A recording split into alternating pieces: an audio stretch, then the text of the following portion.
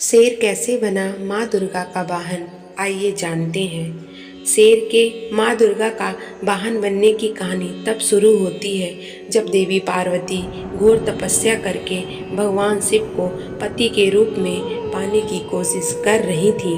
सालों तक तप करने के बाद माता पार्वती को भोले भंडारी अपनी पत्नी के रूप में अपना लेते हैं। इसी बीच तपस्या की वजह से माँ पार्वती का रंग काफ़ी काला पड़ गया था। एक दिन ऐसे ही बातचीत के दौरान भगवान शिव माता पार्वती को काली कह देते हैं। यह बात उन्हें पसंद नहीं आती। वो नाराज होकर दोबारा तप करने के लिए चली जाती हैं। एक दिन बाद घूमते घूमते एक शेर घोर तप कर रही माँ पार्वती के पास पहुँचता है। उन्हें खाने की इच्छा से वो वहाँ घूमता रहता है। माँ को तप में लीन देखकर शेर भी वही इंतजार करता रहता है। देवी का इंतजार करते करते सालों बीत गए। शेर माँ पार्वती के तेज की वजह से उनके पास नहीं पहुँच पाता था। कोशिश करता था और असफल हाथ लगने पर दोबारा लौटकर कोने में बैठ जाता था।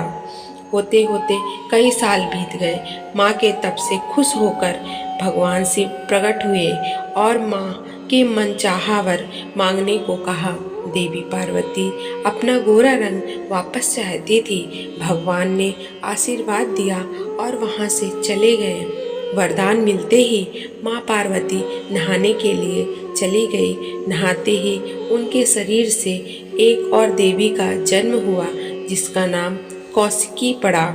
उनके शरीर के काला रंग भी निकल गया और माँ का रंग पहले की तरह ही साफ हो गया। इसी वजह से माँ पार्वती का नाम माँ गौरी भी पड़ गया। नहाने के कुछ देर बाद माँ की नज़र शेर पर पड़ी।